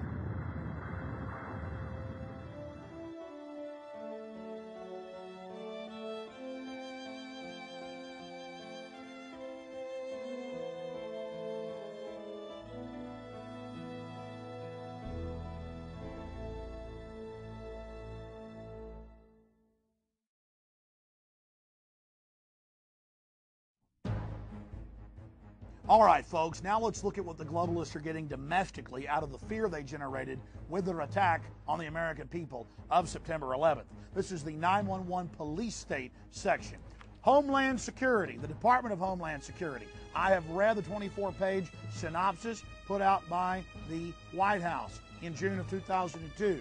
I have watched multiple hearings they've conducted in Congress and out of Congress. It is the total takeover of state and local police. It is the takeover of Child Protective Services. It is the takeover of the different gun control organizations. It is the takeover of private corporations. There's discussions of putting troops in factories. I mean, it's just total Nazi Germany, total Russia. That's what Homeland Security is. Check it out for yourself. And Bush has been terrorizing Congress to pass this, saying, pass it or you're going to cause more terror attacks, and then I'm going to blame you with these new terror attacks. Now, look, terrorists use terror to get a political outcome. Who's getting a police state? Who's getting control out of the attack? Bush warns Congress on Homeland Bill. Billionaire predicts nuclear attack. Associated Press. Warren Buffett says a nuclear attack is a virtual certainty unless we give up our rights. Who are the terrorists here? Who are telling us to give our rights up? Ridge says terrorism is permanent. Get ready for more terrorism. Not a question of if but when. Americans will have to give their rights up. Meanwhile, they leave our borders wide open and do nothing to protect the American people. Who are the real terrorists? And then they announce the TIPS program that was set up years ago for gun confiscation and tattletaling and reporting those that are using CIA drugs. Washington Times. Planned Volunteer Informant Corps elicits 1984 fear. Your cable guy, your school teacher, your auto mechanic, all being your mailman, all to be spies. And by the way, when they announced this, there was a huge backlash. They claimed they were getting rid of it. They're liars. It's on the FEMA website right now. Millions of Americans tattletale spies. Good. We're standing up strong and telling them that they're the terrorists.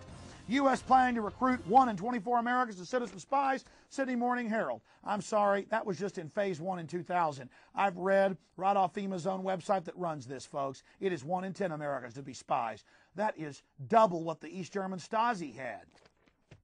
And you're thinking, well, at least we're not as bad as Russia. Here's the Moscow Times, where they train kids with AK-47s to be tax collectors and gun grabbers at a young age in the public schools. Well, now I've got reports they're turning the public schools into military training camps for gun confiscation. Today, they need a different sort of prodigy. Here's ABC's Mike Lee. 6:30 a.m. wake-up time. 139 children ages 10 to 14. This is no ordinary boarding school. Welcome to the Russian Tax Police Children's School. I came to this school to get a good education, says Andre, and to become a real man, to learn about self-defense and fist-fighting. There has never been a school like this, taking 11-year-old children and teaching them the finer points of collecting taxes, and teaching them to do this. These are their role models, Russia's rough and ready tax police. When they knock on the door, you know it's time to pay your taxes. They wear black masks and are famous for beating up tax cheats in the Russian mafia. Their motto, we have guns and we know how to use them. At the tax police school, many of the children are orphans. Others are from broken homes. They get decent housing here, regular meals, and a guaranteed high school education with a very strange twist. How many of you think you will get in a gunfight with criminals when you grow up? How many of you are afraid of doing that?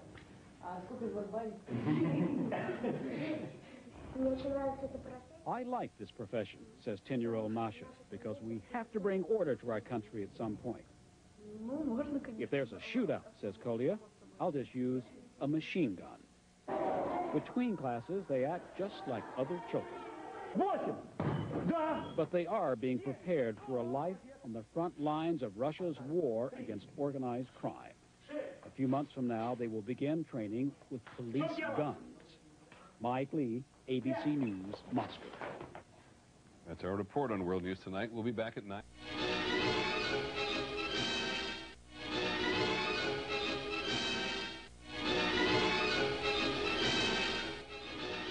Here's the Philadelphia Inquirer, folks.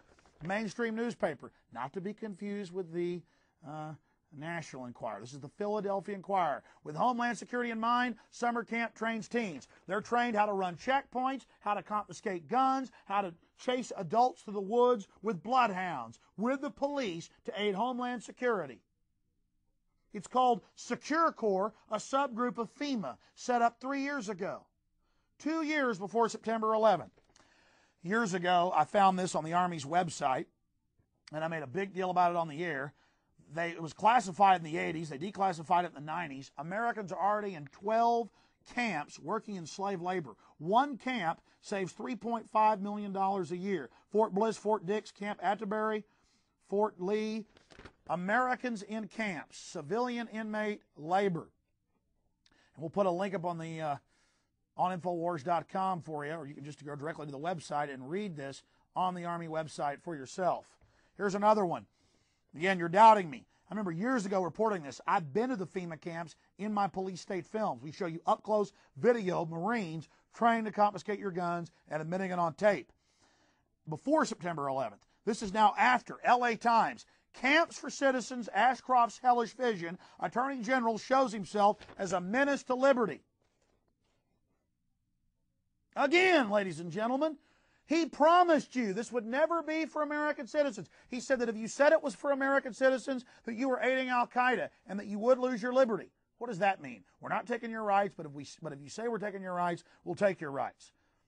See, that's double-sided propaganda. That's saying, if you're dumb out there, we're not taking your rights because we know you're dumb and you won't check it out. If you are smart and know we are, we're taking your rights away. He said that to Congress. These people saying there's phantoms of lost liberty. Hey, buddy, I've read the USA Patriot Act. It's the end of America. It's all about American citizens. And now people have read what you've done. You're building your giant FEMA camps. I've got the reports right here. FEMA just put out a bid for 3 1-million-man camps. You say, oh, they'll never get away with that. If the government blows up more stuff, they will. They've already put it in the minds of most Americans that give up your liberty, you get security.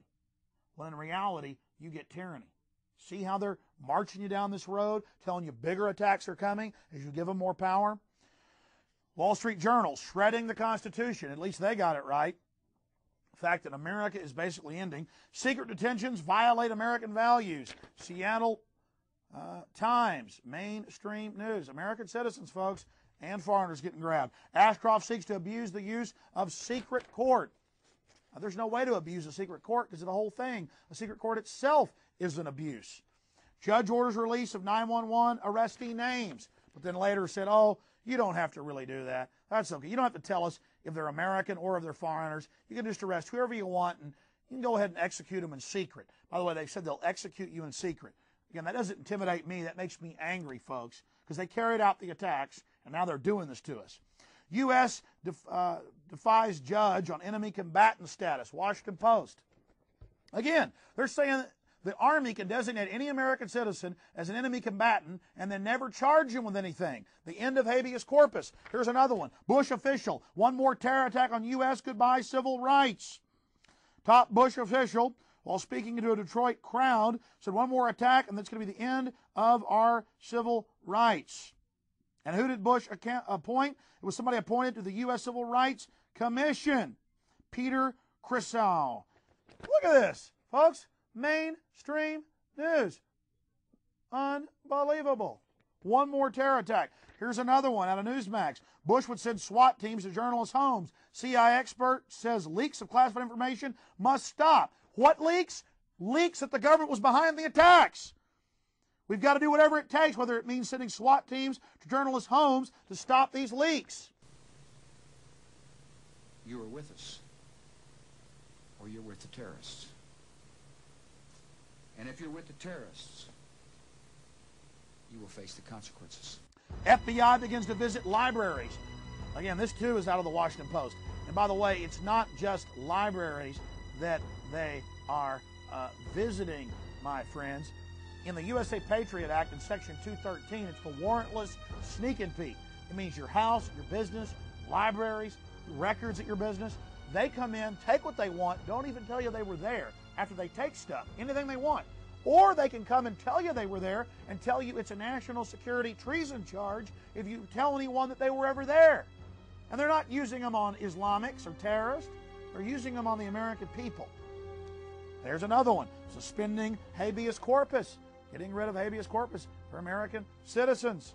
Foundations are in place for martial law in the U.S. Sydney Morning Herald. It's all over the foreign news. FEMA preparing for mass destruction attacks on U.S. cities. FEMA says we're about to be attacked by Iraq at any time and that millions will die. We've got to build giant camps for everyone.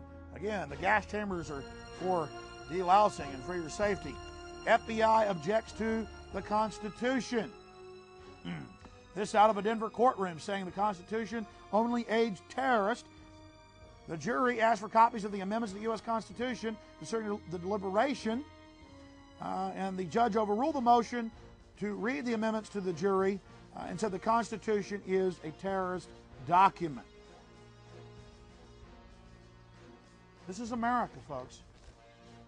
FBI objects to Constitution. Mainstream news. Meanwhile, they're telling you to give up all your liberty. Think about this. They're telling you to give up all your liberty for security. The borders are wide open. They're funding every terrorist organization you can imagine. Bill Clinton transferred 2 nuclear reactors to North Korea that produce fissile material to produce warheads. They will arm the hereditary dictator of North Korea who kills millions of his own people with nuclear weapons material, but they want your guns, America. And now, just in case you think it's just Bill Clinton, George Bush is going to transfer another 4 nuclear reactors to Kim Jong-il. Police state cashless society control grid. Quickly, Popular Science put out an artist rendering of the new card, the new national ID card. It has an all-seeing Illuminati eye on the front of it, and Winston Smith, the dehumanized character from 1984, is the name of the subject. This is a sick joke. They know most people won't even know what they're talking about. The article is for the national ID card, cashless society, taxation control grid, but it has an all-seeing Illuminati eye on it, and the name of the man is Winston Smith. Here's another one, BBC. Burma adopting a e-passport and driver's license to buy and sell, and it has a microchip and a face scan in it. Guess who funded the operation? The article says the United Nations. By the way, the United Nations, at a population control summit just a few months ago, called for a world ID card to tax, trace, and control all of us. Retailers test paying by fingerprint. USA Today, all over the country, thumb scanning to buy and sell, and they talk about making you do it to buy and sell in the near future. Reviving a de facto national ID card. Again, we already have national ID cards. 38 states already thumb scan or face scan to get driver's license, and your information's already been given to the grocery stores, which is uploaded to the National Security Agency. All of this confirmed. In fact, here's Fox News. They say, store customer cards, a source for the FBI. Then they admit major chains routinely upload all your purchasing records off credit card and discount cards, upload this to NSA. They were even doing that, by the way, before the attack. Police asked stores to take fingerprints. Owing to police are asking businesses to voluntarily participate in a program to take customers' fingerprints if they pay by check. Read on into the article, that means by credit card or debit card as well. And they claim it's going to stop fraud. But we know that the city of Arlington has taken money by some of the big biometric companies. Because who's going to want to get ink all over their hands? Oh no, they've got $100 hand scanners for you. And it just so happens these technologies were developed by the Defense Department and transferred to companies like Visionics and North American Morpho Systems. Houston Chronicle, it's kind of touch and go. Kroger's and H-E-B food stores putting in thumb scanners. Plan to go statewide in the state of Texas. You better boycott and protest that, ladies and gentlemen.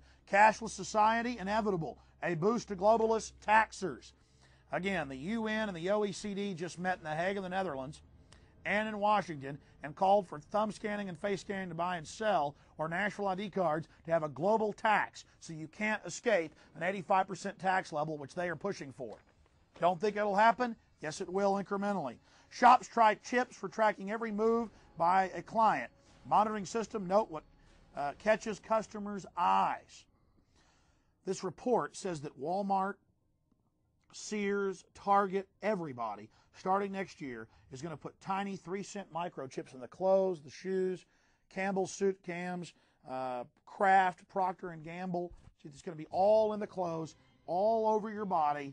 And when you leave, they'll scan your name, whether you like it or not, onto the purchase. And they're going to have radio readers around town. Walmart's already wired a major city in Arkansas with this system, the Washington Post reported. Again, this is the Washington Post, ladies and gentlemen. And this was posted in the San Francisco Chronicle. So, how are they promoting microchips? I'm sure I don't have to tell you that they're all over the news saying we've had kidnappings, put microchips in the children. And I made films about that years ago and got laughed at, and now it's all over the news. Put microchips in the children for their safety. Why, we've been doing it with doggies for years. Do you know how to keep your children safe? We'll tell you tonight. In the next year, you'll be able to use your teen's cell phone to locate them 24/7. Younger children will get a small global positioning device hidden in their wristwatch or backpack. And just around the next high-tech corner, an electronic chip like this that can be implanted under your kid's skin. Let's say children in your community start wearing wristwatches with GPS devices in them. Can't that only be a good thing for the community if it keeps children safe? I would love that. I mean, what's a parent's fear? I think it's a parent's obligation to ensure that their children have a chance to mature, to grow, to realize their potential. And if it means it's Big Brother, so be it. You got to do what you got to do to keep your kids safe. Civil libertarians, eat your hearts out. Civil libertarians, eat your hearts out. Applied Digital Solutions could track human beings by satellite. All right, we got the Van Dams, we got this little girl Elizabeth Smart, we got this girl in Pennsylvania, we got Samantha Runyon, we got this other little girl, one after another, after another, after another, after another. And parents around America saying, we can't even allow our kids to play in the front yard. Is there anything, technologically speaking, that they can do that could help in a situation like a kidnapping? Is there, for example, a microchip, a watch, a tracking device we can use for our kids? We are working on a product that we have called internally a PLD. PLD stands for Personal Locating Device, which is an implantable GPS for which our company owns a patent and can be implanted surgically in the clavicle area of a child or someone that you are interested in tracking. It is the first implantable microchip for humans that has multiple security, financial, and healthcare applications. One thing I would just suggest, I'm just an outside, soon-to-be investor. I love this idea, by the way, Scott. I think this is great. Thank you, Sean. Put it in earrings, put it in a cross, make it smaller, maybe not implantable, and I think let parents choose. It's not the government, so I like it. But we're currently working on those applications. Good. I hear music, so thank you for having me. Give me a cut, Scott. No, I'm kidding. all the best. Thank you. I think it's a great product. I really do. Fort Worth Star Telegram. Fearful parents turn to privacy devices. Gets into the microchips. This report comes from the Air Force website. It was also on the Federation of American Scientists. They explain how they're going to get you to accept implantable microchips. It says the PR implications, how they're going to use the media to condition the public to take microchips. This was from January of 2000. Rental car companies may be tracking you via GPS.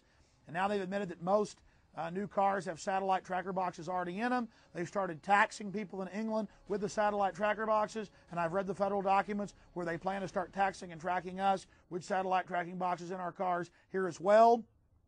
And in Los Angeles and north of LA, they're going to make you carry a transponder tracker. That was in the New York Times. I mean, this is getting too out of control. College seeks security in thumbs. Colleges, to buy and sell, to get their lunches, to get into their libraries, got a thumb scan. Again, training of generations. They're doing this with the junior high and middle school and elementary school kids. They're making them thumb scan to get their lunches, training them for the cashless society. No cash allowed, getting them into the control grid.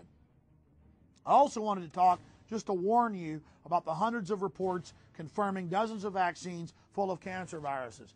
That's why cancer's up by 400%. This is out of the National Post of Canada. Cancer linked to vaccine foul by monkey virus. Vaccine cancer scare. This out of the New York Post. And again, the UN says they want to control our populations. DNA test links autism to measles, mumps, and rubella. They have found it in autistic children, almost all autistic children. Autism was unheard of before the MMR shot. Now they found this antibody, a hormone just so happens to be in the shot that attacks the cerebral cortex. Normally it just causes a lowering of IQ in the child. But the government wants a total loss of IQ, ladies and gentlemen. DNA test links autism to MMR. This is out of the Sunday Herald. Scotland on Sunday. Blood test link MMR to autism. Hundreds of top reports, ladies and gentlemen, from all over the world. Here's another one. Virus engineered to sterilize pest. Washington Times. Reason I covered this article from August, because years ago I saw articles about the tetanus shots being used to sterilize third world women. And now you look at our people in the West, no matter what color they are, they're losing their fertility. 75% sperm counts down, women way down, fertility way down. Look at this. Look at this again.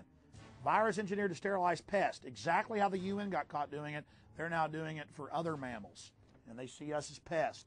Vaccinations from Austin clinics could be bad. This is just where I live. You know, this stuff is everywhere, folks. It's out of the Houston Chronicle. There's no place to hide.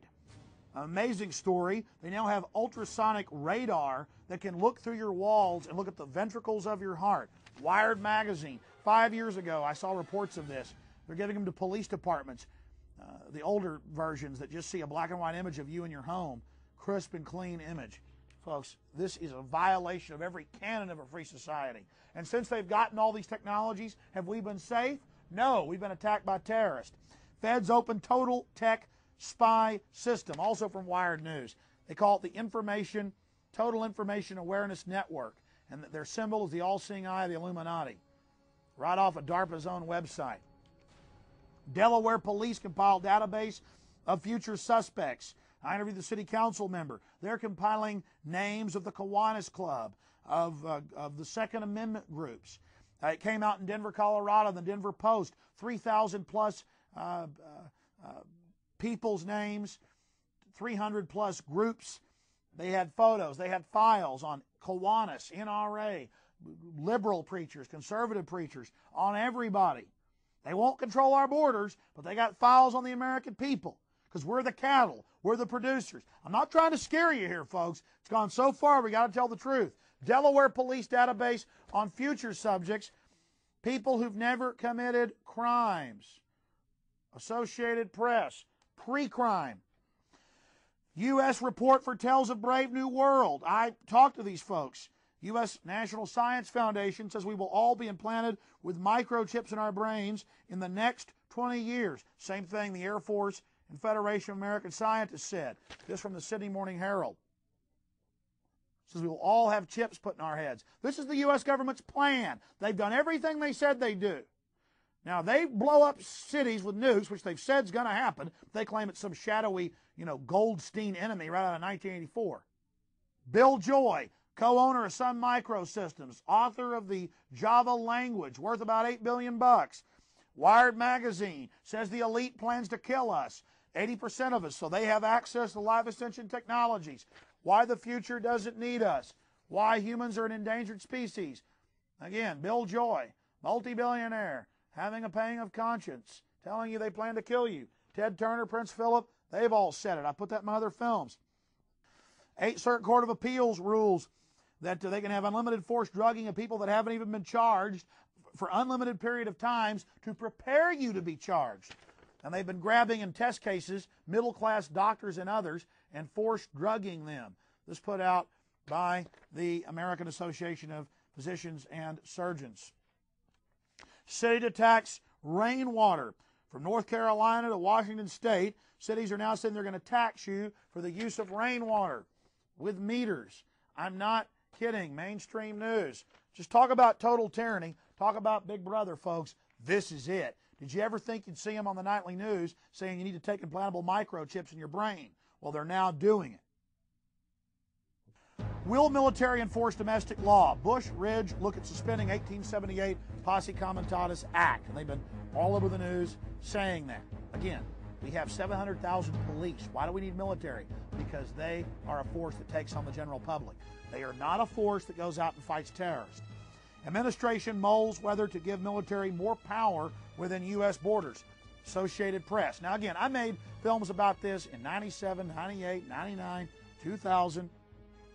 I warned you. I said terrorism was coming. They were going to spring these troops on us. Now they're getting rid of Posse Comitatus. Meanwhile, there's thousands less Border Patrol agents on the southern border because the government is cutting their pay and then raising the pay for other federal positions on purpose. Our borders are a sieve. Immigration bill offers felons a second chance. And not just aggravated felons convicted of murder, rape, robbery, pornography, child pornography, arson. They want them to come here as illegal aliens and to become members of the military. I mean, yes, you're not living in the Twilight Zone. This stuff is really happening. Because it says legal aliens, but you read in the bill, it's illegal aliens too. So if you're a felon, they want you. Again, Hitler wanted criminals working for him. So did Stalin. And the British brought in foreign troops, Hessians. Why? Because they'll shoot at people, folks. Foreigners find military fast track to citizenship. Again, more on that. Here's a key story. The Globe and Mail. Landry sees more fluid Canadian-U.S. border. Pan American Union under Northcom actually says it. Here's the Toronto Star. Primers, governors promote open border. North America will lose out to Europe in a new global economy unless Canada and the United States open their borders and create a Pan-American Union. Here's the Globe and Mail. Canada-U.S. near troop deal. Washington and Ottawa are close to a deal allowing U.S. soldiers to cross the border and operate on Canadian soil in the event of a terrorist attack. The proposal, revealed by Defense Minister John McCallum yesterday, would likewise let Canadian troops take part in the anti-terror operation south of the border. It says Canadians are worried about losing their sovereignty. Yeah, Americans don't even know about this. The Army War College report calls for Mexican and Canadian troops to, quote, patrol America and deal with American terrorists. And now they've got children's video games that the Pentagon puts out where you kill American militia members. San Diego, folks. Associated Press. Army seeks recruits through soldier video games. Who do you fight in the game? You fight the American militia. Terrorist. American militia. You see that? The guys with, a feed hat on. Just a country boy. Sitting there defending America, so he's evil. And guess who the good guys are? SAS, United Kingdom. GSG9, Germany. GIGN, France. Here on the front, who are the best guys in the game? Spetsnaz, Russian. Look at this. Spetsnaz, Russian. They're the good guys. New law lets Army get info on high school kids. Your psychological test, your scores, everything, without your parents knowing. Again, all this through Homeland Security. Come on, folks. U.S. sends suspects to face torture. What are they training your children to be? They take the patsies, the fall guys, for torture. Our troops are training on torturing people. They admit they're torturing them. Soaring achievement in spying, microfly to infiltrate terrorists. Weapons sends messages loud and clear. New sound weapons being given to police. Marine training continues. British force field protects armored personnel carriers, tanks, zaps grenades. Again, there's all these different reports. This is America. MSNBC, the answer to protect America? What's their answer? Domestic CIA. Wake up, ladies and gentlemen. I could go for 100 hours here and not cover it all. But I don't just have the articles. I've been there. I've videotaped it. I've seen the New World Order in action. We're under attack. Warn everybody. Warn everybody you know. Warn them now. The government engineered the attacks. They had the military set up to go after the American people decades ago. They've been slowly, incrementally setting this up. Now, most of the top video games, even the games the government puts out, you go out and kill Americans that resist the government. Your kids are simulating this in their minds. This is all set up and admitted. But we can speak out. We're the people. There's been a great backlash against Ashcroft and his camps and the TIPS program and all of this. The problem is they're going to blow more stuff up and say, see, you got to give us all your rights. Don't listen to the civil libertarians. Don't listen to the folks that, say we deserve freedom. They're selling you tyranny. Check out the information for yourself. Go to InfoWars.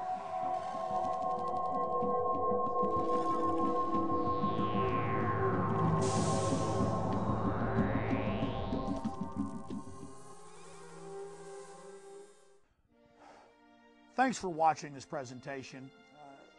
It's frustrating for me to have to go this fast and to know that I've only covered a small percentage of the information. If you'd like to learn more, be sure and visit my website daily. It's Infowars.com. And it's better than any newspaper out there I've found. We update the site with mainstream, alternative news, government documents, you name it, from around the globe.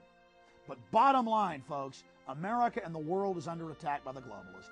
They're using terrorism and the fear of terrorism to destroy our sovereignty, to bring in foreign troops, to militarize our police, and to turn our military against us.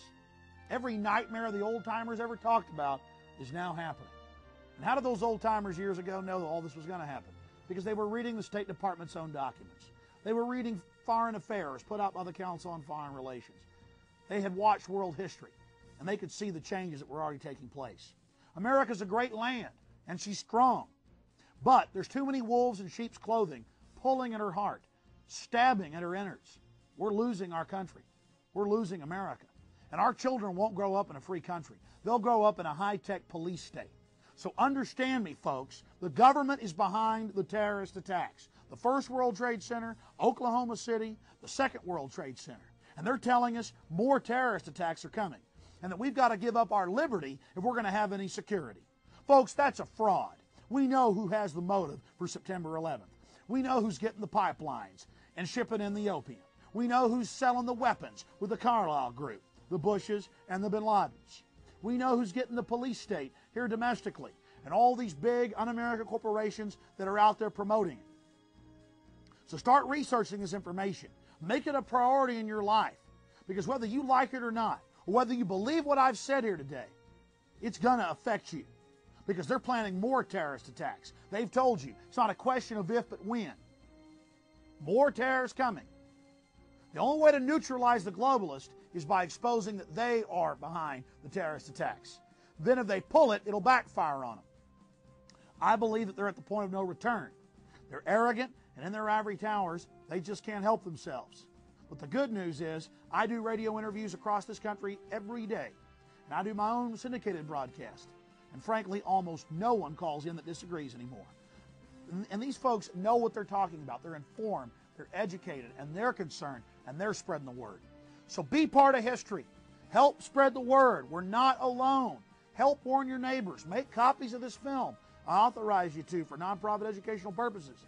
Help save America. Terrorism is being used to destroy America. Terrorism is about a political outcome. And look at what the politicians are doing for their banker masters. So please, help save America. Have the courage to spread the word. Because if you don't, no one will. And America will most certainly die. And we all live here. We can't afford to do that to our children and grandchildren. It's a battle for the Republic. Please get out there and help us save this country. God bless you all. I'm Alex Jones, signing off.